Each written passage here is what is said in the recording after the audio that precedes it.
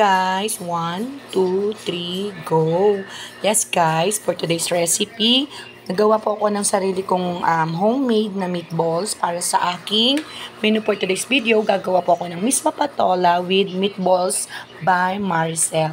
Yan guys, so nagmix-mix na po ako guys. More on veggies po yan guys.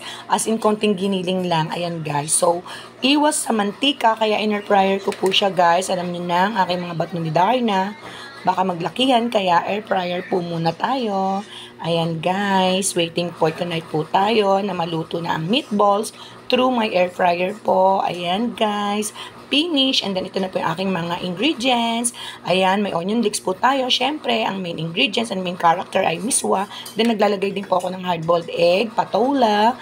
And then ayan na po ang aking meatballs. Ayan guys, nag-shortcut na ako guys ha. Kasi alam ko naman na magaling din kayo magluto. So ito na po ang aking mismo patola guys. Grabe guys, hindi po ako nagbibiro. Sobrang sarap niya po guys, grabe.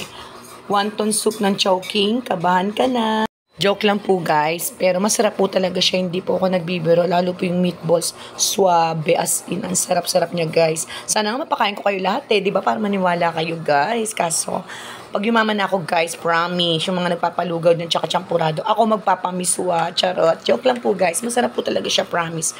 Ayan guys, napakasarap niya. Kasi sobrang magulay po, ayan guys. Sobrang nakaapat na po akong mangkok guys. Ang sarap po talaga niya, hindi po ako nagbibiro. Ayan guys.